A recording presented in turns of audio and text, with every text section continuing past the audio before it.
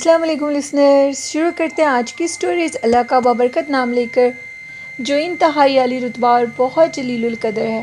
I hope اب سب لوگ بالکل ٹھیک ہوں گے اور شروع کرتے ہیں آج کی خوفناک کہانی ہے۔ یہ سٹوری میرے ساتھ شیئر کی ہے وقاص نے۔ وہ کہتے ہیں کہ آج آپ کے ساتھ ایک عالم نامی شخص کی سٹوری شیئر کروں گا جو کہ ہانگ کانگ میں رہتے ہیں۔ کہتے ہیں کہ ادھر ان کی ایک بیکری تھی اور اس بیکری کے اوپر انہوں نے پاکستانی اور ہانگ کانگ کی دونوں بیکریز کی چیزیں رکھی ہوئی تھیں اور وہ ادھر کام کرتے تھے۔ ان کے پاس اور بھی لوگ کام کرنے والے تھے۔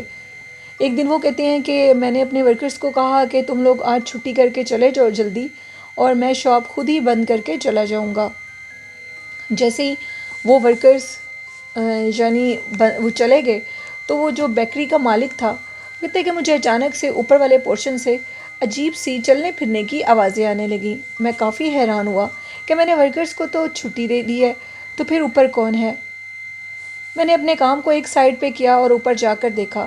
میں اوپر گیا تو کیا دیکھتا ہوں کہ اوپر جو کہ چیزیں پڑی ہوتی ہیں کھانے کی، بیکری کی چیزیں تھیں، ان کے سامنے ایک بڑا سا مرر لگا ہوا تھا۔ اچانک سے اس مرر کے اوپر میری نظر پڑی تو ادھر ایک عورت کھڑی ہوئی تھی جو کہ چائنیز زبان میں کچھ بات کر رہی تھی۔ اس کو دیکھ کر میں چونک گیا اور ڈر گیا کہ یہ کیا مخلوق ہے۔ میرے دیکھتے ہی دیکھتے وہ عورت غائب ہو گئی۔ ایک دن دوبارہ میں اپنے بیکری کے اوپر کام کر رہا تھا تو میں نے دوبارہ اس برقع پوش عورت کو دیکھا جو کہ اب وہ برقعے میں تھی۔ اس کے چہرے کے اوپر کپڑا نہیں تھا لیکن اس نے برقع پہنا ہوا تھا۔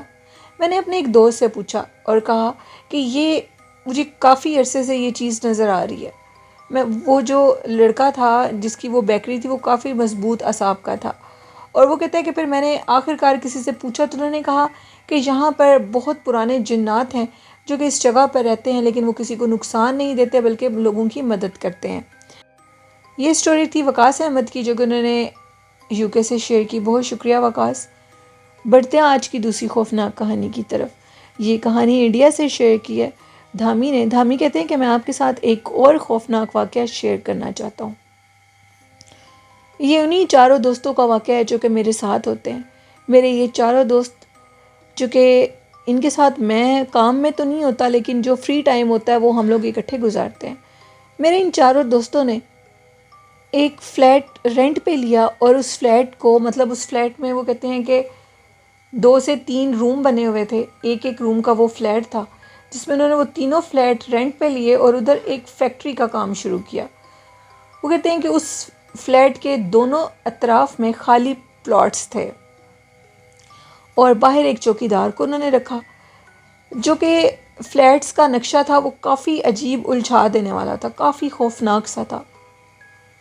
کہتے ہیں کہ پہلا دن تھا، 5-6 لڑکے تھے، ہم نے اندر مشینیں وغیرہ لگائیں اور ہم لوگ اپنے کام میں مصروف ہو گئے۔ ایک دن بہت تیز بارش ہو رہی تھی۔ بارش سے کچھ دیر پہلے ہم لوگوں کا ایک فرینڈ کھانا لینے کے لیے باہر گیا۔ ہم لوگ کافی تھکے ہوئے تھے۔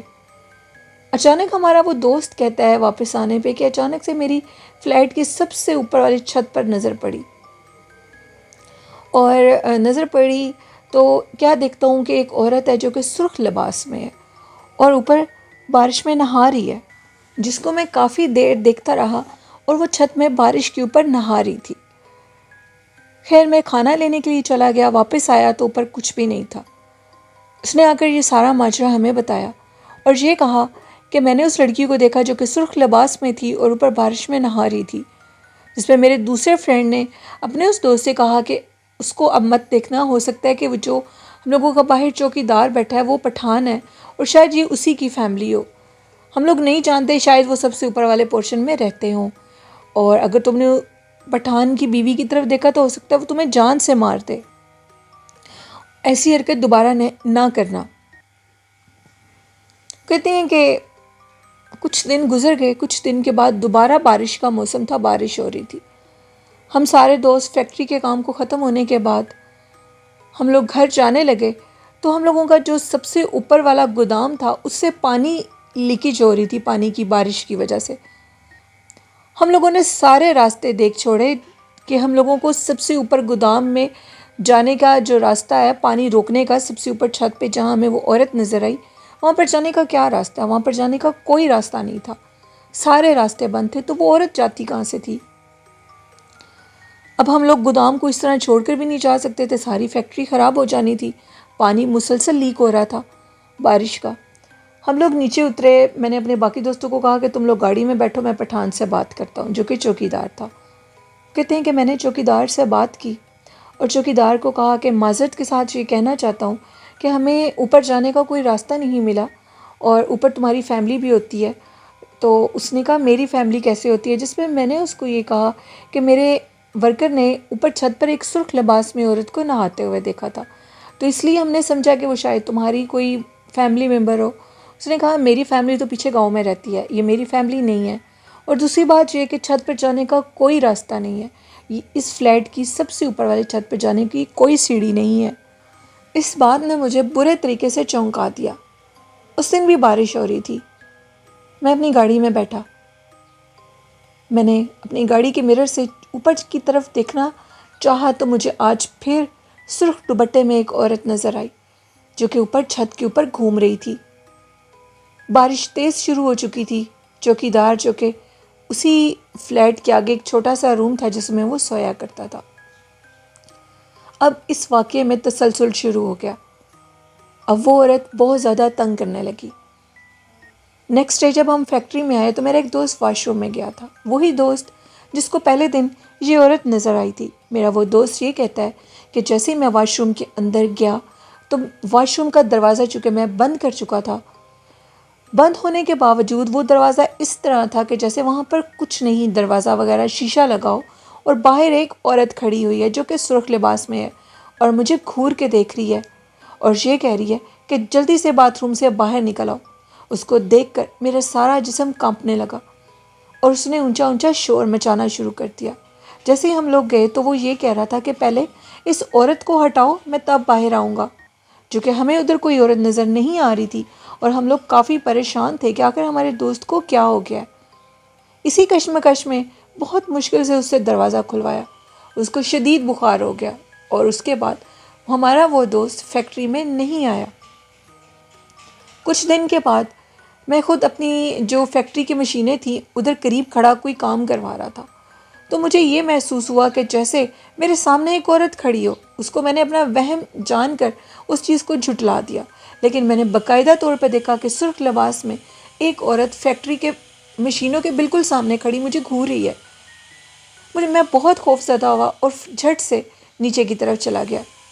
اب یہ واقعات بہت تیزی سے ہو رہے تھے۔ اسی دن ہم لوگوں کے جو وہ بنی ہوئی ہے فلیٹس بنے ہیں، اس کے ساتھ نیچے ایک بہت لمبی بڑی سی گیریج ٹائپ جگہ ہے جہاں پر ہم اپنا سامان لے کر آتے ہیں اور ادھر سے اوپر کی طرف شفٹ کرتے ہیں۔ تو وہ جو لوڈر تھا اندر جب گیا تو ڈرائیور نے کہا کہ میں نے واضح طور پر یہ دیکھا کہ ہم لوگوں کے ٹرک کے سامنے کسی نے سامان کے اوپر سے نیچے چھلانگ لگا دی ہے، اور مجھے یہ ڈر تھا کہ شاید کوئی نیچے آ گیا ہے اور وہ مر چکا ہے۔ میں نے آگے پیچھے سب جگہوں سے دیکھا لیکن کچھ نہیں تھا۔ وہ کہتا ہے کہ اتنا زور سے مجھے کسی نے دھکا دیا، وہ نیچے گرا اور اس کا سر پھٹ گیا۔ اب یہ واقعات بہت تیزی سے ہو رہے تھے۔ بالآخر اب مجبوری میں مجھے اس بروکر کے پاس جانا پڑا جس نے مجھے یہ خالی گھر لے کر دیا تھا۔ میں اس کے پاس گیا اور اس کو یہ سارے معاملات بتائے اور کہا کہ وہ عورت اب ہمیں بہت زیادہ تنگ کر رہی ہے۔